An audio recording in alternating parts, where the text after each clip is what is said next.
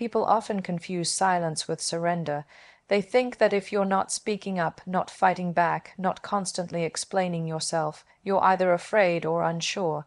But here's the truth that took me years to learn and even longer to embody. Silence isn't weakness.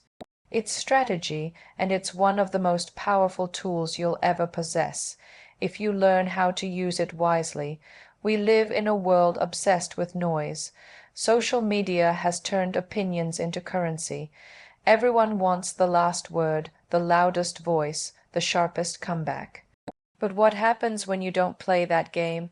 What happens when you choose not to react, not to post, not to explain yourself to people who have already made up their minds about you? What happens is this: you become untouchable. You become unreadable. You become powerful. Silence doesn't mean you don't have a voice. It means you've learned that your voice doesn't need to be used in every room. Sometimes the loudest statement you can make is saying nothing at all. It unsettles people, it confuses them, it makes them ask themselves, what is she thinking? Why isn't she responding? That quiet confidence, that restraint, it speaks volumes, and the people who matter, they hear it loud and clear. I've had moments in my career where I wanted to scream, when I was being underestimated, misquoted, judged for things I couldn't control. I've had rooms where I was the only woman, the only brown person, the only one who didn't come from a place of privilege. And in those rooms I learned something. Fighting for your space doesn't always mean yelling. Sometimes it means observing, listening, choosing your moment, and when that moment comes, speaking with such precision and calm that the whole room has no choice but to stop and listen. Silence gives you time to reflect, to gather your thoughts, to decide whether something even deserves your energy. You don't win every battle by charging forward. Sometimes you win by waiting. By knowing that not everything requires your reaction. Ego wants instant gratification. It wants to shout, to defend, to prove, but strategy plays the long game, and silence is the long game's best friend. People often ask me how I handle criticism. The truth is, most of the time, I don't. I don't respond, I don't react, I don't give it power, because responding to every opinion about your life is a trap. The more you explain yourself, the more people feel entitled to your story, but your life doesn't need to be open for public debate. Your choices don't require approval, and your silence, that's your boundary. And let's be clear, silence isn't suppression. It's not about letting injustice slide or avoiding uncomfortable conversations. No, it's about discernment. It's about knowing the difference between when to speak and when to wait. It's about recognizing that not every attack deserves a counterattack. Not every insult needs a reply. Some things are better answered with growth, with grace, with elevation. I remember once someone told me, if you're quiet, people will walk all over you. But I've learned it's the opposite. If you know how to control your voice, how to use silence as a shield, a filter, a statement, people won't dare underestimate you. Silence doesn't make you smaller. It makes people lean in. It makes them curious. It gives you mystery, and mystery is magnetism.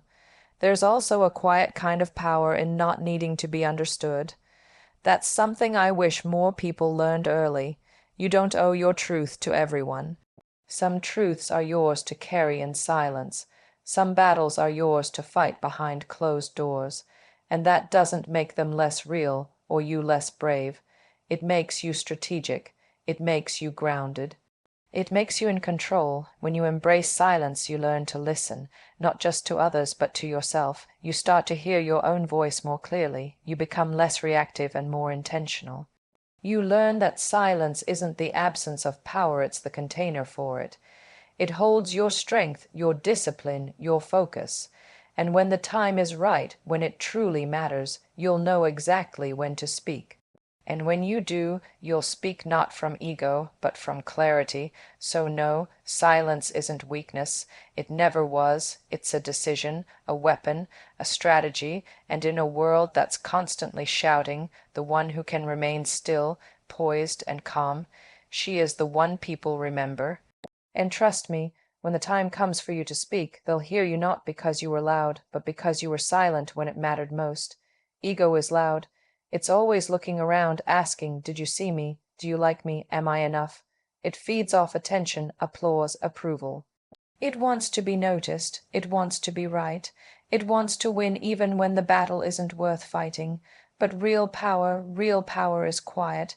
It doesn't ask for anything. It doesn't need a stage or a spotlight. It simply exists with or without permission. You see, ego is about proving, power is about knowing, and there's a big difference between the two. Ego walks into a room and demands respect. Power walks in and commands it without saying a word. That's the thing about real confidence. It doesn't need to announce itself. It just is. I've learned this the hard way. When I was younger, especially at the beginning of my career, I wanted everyone to validate me. I wanted to be seen, applauded, praised. Every award, every headline, every compliment felt like fuel.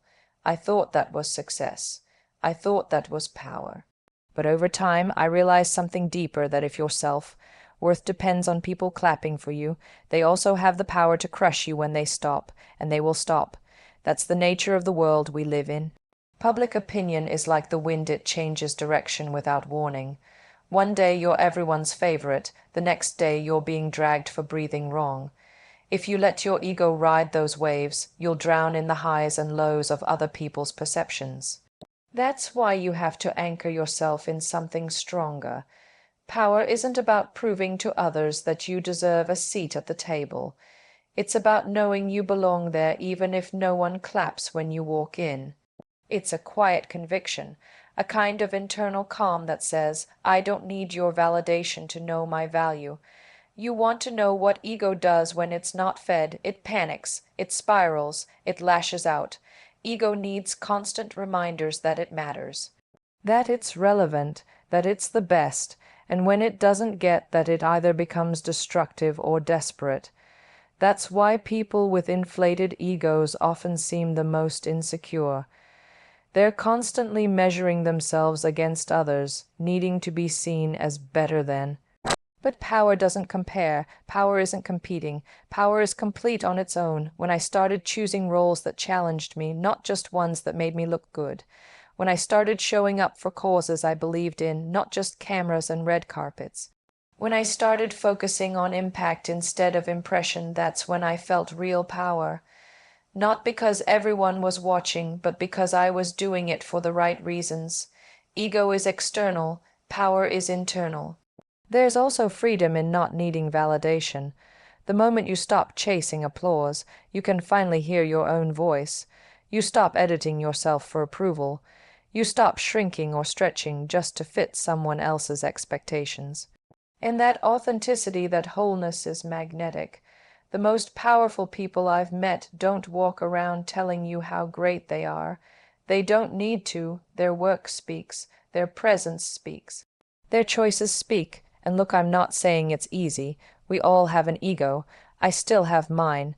It whispers to me when I'm doubted, when I'm overlooked, when someone underestimates me. It wants me to prove them wrong, to show off, to clap back. But every time I let power take the wheel instead of ego, I win in a way that lasts, because proving someone wrong feels good for a moment, but proving yourself right, that stays with you forever. Ego plays the short game. It wants the win today. Power plays the long game. It's building something bigger, something deeper. Ego says, look at me. Power says, watch me. And if you've ever had people doubt you, overlook you, dismiss you, and still you rose, still you built, still you thrived, then you already know what I'm talking about. That's not ego, that's power. So if you ever feel yourself slipping into that space where you're craving attention, recognition, likes, or applause, pause. Ask yourself, why do I need this? What part of me feels unseen? And then remind yourself, you don't need to be seen by everyone. You just need to be seen by the right ones, starting with yourself. Real power doesn't need to shout. It doesn't need a spotlight or a stage. It doesn't ask for permission or validation. It walks in quietly, intentionally, and changes everything. And that is a flex your ego will never understand. They say if you care too little, you're heartless, that not reacting is cold, that being calm in chaos is unnatural. But I've come to understand something far more powerful than all the noise. Emotional detachment is not coldness, it's control. And control is everything when you're walking through fire. We're conditioned to believe that being emotional means being real, that reacting instantly is being honest, but no one tells us that unfiltered emotion is not always truth, it's just reaction. And reaction is rarely power, it's impulse. It's often about ego, about needing to be right, needing to be heard, needing to be validated in the moment. Emotional detachment doesn't mean you don't feel. It means you don't let feelings make decisions for you. There's a difference.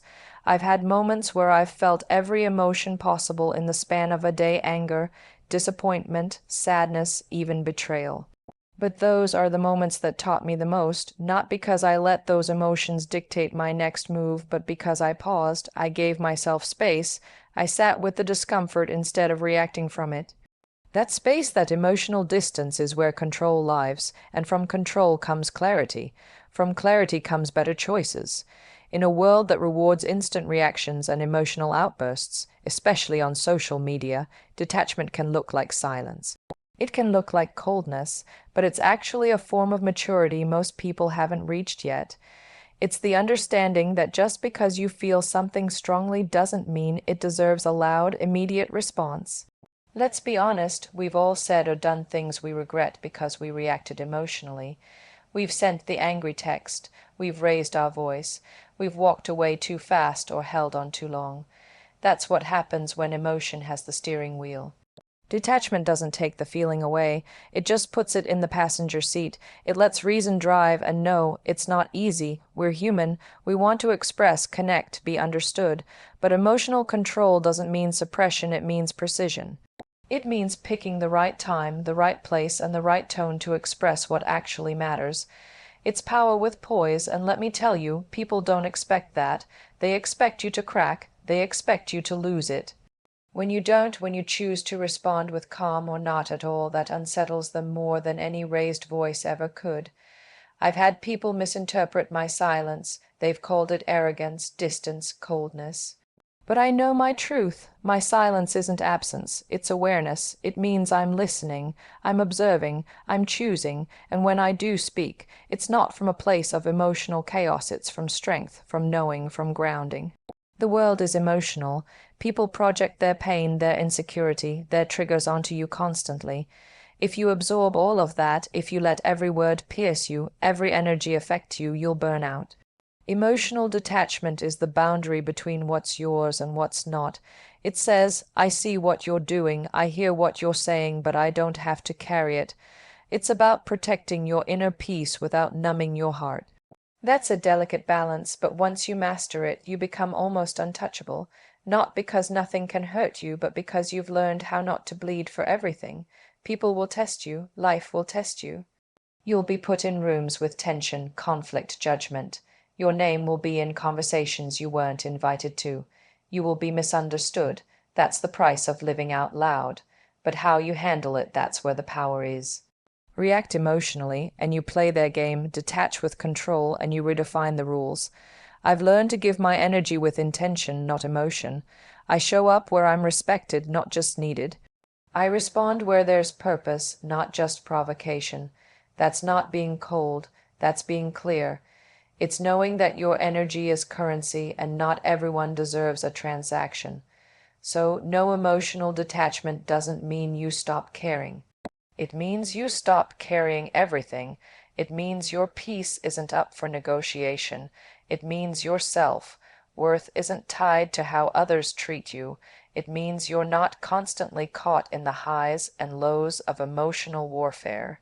And once you learn that kind of control, not just over your words, but your reactions, your emotional availability, your silence, you stop being shaken by every storm. You become your own anchor. The world will try to tell you that caring deeply and reacting emotionally are the same thing. They're not. You can care deeply, love fiercely, be passionate, and still be in control of your emotions.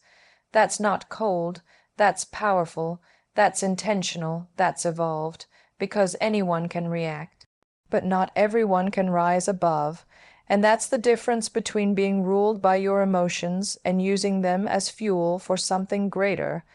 That's the difference between ego and mastery, between chaos and peace, between noise and power. There's something incredibly powerful about choosing not to engage, about looking chaos in the face and simply walking past it. In a world where everyone is trying to get a reaction out of you online, in person, at work, in relationships, learning what to ignore becomes one of your greatest strengths. Because the truth is simple, what you ignore loses power. Think about it, energy is everything. Your time, your attention, your emotional bandwidth, all of that is energy. And where you give your energy, you give your power. If you pour your energy into negativity, into drama, into every little thing that offends or irritates you, then you're essentially feeding it. You're keeping it alive. But when you starve something of your attention, it can't grow. It can't survive. It fades. I've had people throw shade, make assumptions, misjudge me, even try to drag my name through the mud.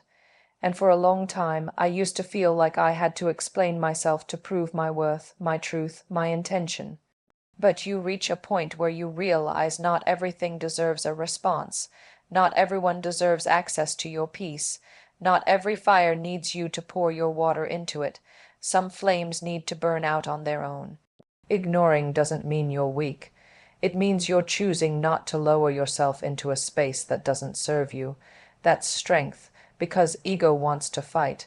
It wants to clap back. It wants to win arguments. But power knows that sometimes the most dominant move is no move at all. That silence, that indifference, it shakes people more than any confrontation ever could. The thing is, people crave reactions. That's how they measure impact. If they can get under your skin, they feel like they've taken something from you. But when you don't react, when you stay calm, composed, and completely unbothered, you take all that power back. You shift the dynamic, and suddenly their noise becomes just that noise. It's not just about people either. The same goes for situations. When you constantly stress over things you can't control, delays, disappointments, rejection, you give those moments more weight than they deserve. But when you acknowledge them without obsessing over them, when you keep moving forward without letting those setbacks define you, you weaken their hold on your spirit. You learn that ignoring doesn't mean denying, it means choosing to not dwell. And that's a kind of emotional intelligence most people spend their whole lives trying to master. There's a kind of peace that comes from not reacting. It doesn't mean you don't care. It means you care more about your peace than about being right, being heard, or being validated. You start to realize that peace is not the absence of problems, but the ability to not let every problem pull you into chaos. I've walked through seasons of silence, seasons where I had every reason to scream, to confront, to speak out. But I chose grace. I chose to let my growth speak louder than my anger, and every time I did that, I walked away with my dignity intact. That's what ignoring does. It protects your energy and gives you the space to rise above. It's also a filter. What you choose to ignore reveals what you truly value. When you stop reacting to every little thing, you start responding only to the things that truly matter. That's how you build focus. That's how you build emotional discipline. You stop being scattered and start being sharp. People often mistake presence for attention. Just because something is happening in front of you doesn't mean it deserves your inner response. Not everything is your business. Not every battle is yours to fight. There's a kind of quiet confidence in knowing when to walk away, when to disengage, when to protect your space. It's not about being passive. It's about being selective. You're not ignoring because you're afraid, you're ignoring because you've evolved. You've learned that not every attack is worth defending, not every insult is worth noticing, not every trigger needs to be pulled. You're operating on a higher frequency now, and lower frequencies can't reach you unless you invite them in. When you learn to ignore what drains you, you make more space for what fuels you. You make room for peace, for purpose, for people who nourish your soul instead of poking at your wounds. You realize that your silence is not emptiness, it's protection. And in that protection, you find strength, clarity, and freedom. So, the next time someone tries to pull you into their storm, stay in your calm. The next time a situation tries to throw you off your center, hold your ground. The next time your ego begs you to react, pause, breathe, and remember. What you ignore loses power, and the more you ignore what doesn't deserve you, the more powerful you become. There's something timeless about quiet ambition, about putting your head down, doing the work, and letting the results speak for you. In a world full of noise, full of people announcing their goals, flaunting their hustle, performing success for the world to see, there's something incredibly powerful about being silent until it's undeniable. Let success speak louder than your words. We live in a culture that loves to talk. Everyone is talking about what they're going to do, what they believe they deserve, how they're about to blow up. And yet, when you look closely, you'll see most of those voices disappear when it's time to deliver. That's the difference. Words are easy, promises are cheap, plans sound exciting, but execution, that's the real flex. That's what actually moves things forward. That's what separates those who dream out loud from those who achieve in silence. You don't need to announce every move you make. You don't need to explain your strategy to people who aren't rooting for you anyway. You don't owe anyone your blueprint. What you owe yourself is the discipline to stay focused, the resilience to keep going when no one's watching, and the patience to let the results unfold. Because when success comes, and it will come, if you keep showing up, it will speak volumes. And no one will be able to ignore it. When I started my journey in pageants in Bollywood, in Hollywood, there were endless opinions. People told me what I couldn't do, where I didn't belong, what boxes I had to fit into. But I didn't spend my energy arguing with them. I didn't waste time trying to change their minds. I just kept going. I let the work talk. Every role I took, every risk I said yes to, every time I bet on myself, that became my voice. And with time, the noise faded, because results speak with a clarity that words never can. There's also something beautiful about evolving in silence, about allowing yourself the space to grow without constant commentary. You don't need to perform progress, you need to create it. While others are posting their plans, you could be building the foundation. While others are seeking attention, you could be perfecting your craft. And when the time is right, your success will enter the room before you do. That's when you don't need to say anything. Your presence, your body of work, your results, they'll say it all. There's strength in restraint. Not everything needs to be shared. Not every step needs to be broadcast. Sometimes the most powerful thing you can do is to stay silent while you grow and let the noise come after you've made it, not before. Because real success doesn't need to be hyped. It just needs to be earned. The loudest person in the room is rarely the most powerful. In fact, the ones who are truly building something meaningful are usually too focused to be constantly talking about it. They're not trying to impress anyone, they're trying to improve themselves. And that shift from impressing to improving is where everything changes. That's when success starts to feel different. Less about attention, more about alignment. Less about proving something to the world and more about fulfilling something within yourself. And when you truly get that, you start moving differently. You don't waste energy on validation. You don't get distracted by critics or compliments. You stop trying to be seen and start focusing on being undeniable. And that's what real power looks like. It's not in the noise. It's in the consistency. In the persistence, in the quiet work you do when no one is clapping for you yet. Let people doubt you, let them underestimate you, let them write their stories about who you are and what you can or can't do. That's fine, because when success shows up, it rewrites every narrative. It silences every skeptic, and the best part, you won't have to say a word. It's tempting to defend yourself with words, to clap back, to prove a point, but maturity teaches you that silence, when paired with undeniable growth, is a power move.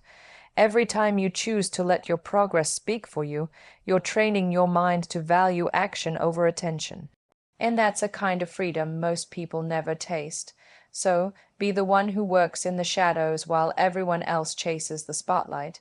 Be the one who builds while others talk. Be the one who stays humble in the climb and gracious at the top. Because when you've built something real, you don't have to convince people. They'll see it, they'll feel it, they'll respect it, even if they don't say it out loud. Let your success be the conversation. Let your wins be the proof. Let your growth be the response. You don't need to shout when you're walking in purpose.